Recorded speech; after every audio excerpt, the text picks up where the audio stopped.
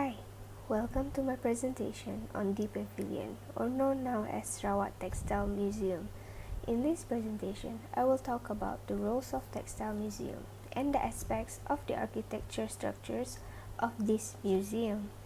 I will cover on the aspects of the form, style, materials used, space, functions, aesthetics, context, sustainability, and the accessibility.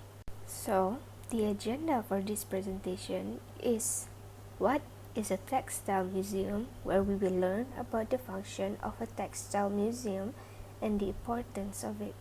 Next on the agenda is the history of Sarawak Textile Museum, where we will study about the backstory of what made the building stand until today and what was it used for before. Lastly, we will learn about the aspects of the museum. So, what is a textile museum? It is a museum that exhibits relating to the history and art of textiles, including textile industries and manufacturing, agriculture and farming related to textile materials, such as silk, cotton, and wool, functional uses of textiles, such as for clothing and bedding, textile use in decorative arts. Next, there are a few roles of a textile museum, which is to provide information on the clothes and fashion items that were used in ancient times, portray the lifestyle of people in earlier times.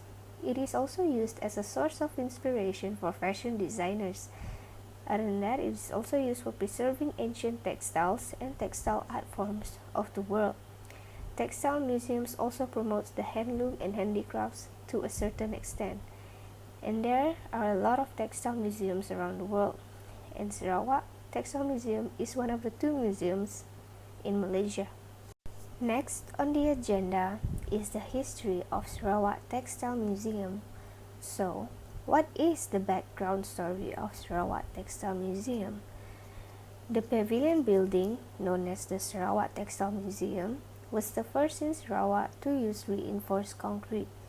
Completed in 1909, it housed the medical headquarters and hospital for Europeans until the mid-1920s. It was also occupied by various government departments, and it was the Japanese propaganda center during the World War II occupation. A little backstory about the English Renaissance and colonial period. In the English Renaissance period, buildings in England resembled French architecture more than the Italian architecture. They had towering chimneys, wide windows, and steeply pitched roofs.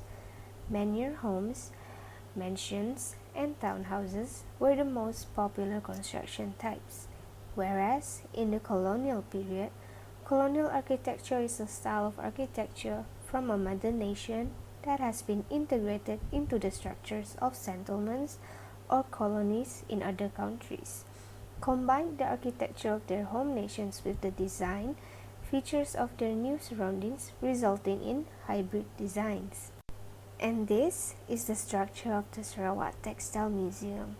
The architecture and structure of Sarawak Textile Museum is an art itself. It has an English Renaissance and colonial flavor to it. Therefore, the Sarawak Textile Museum is rectangular in design, 3 stories high with a flat concrete roof, 2 flights of timber staircase that leads to the upper floors and are decorated with ornamental balustrades. As a knowledge to everyone, I will talk about space and sustainability. For space, the architect envelopes space, that intangible essence that the painter evokes and the sculpture feels, producing a fully human and limited world amid nature's limitless surroundings. When you walk into a structure, you see the floor, supports, walls, and ceilings, all of which may be studied, possibly appreciated, but the space, in the traditional sense, is void, the lack of mass filled by air. For sustainability, ancient buildings often receive a poor rep. They are thought to be chilly, draughty, and difficult to heat. Older homes outperform those built in the mid-20th century. That is all from me. Thank you for watching and learning about the Sarawak Textile Museum.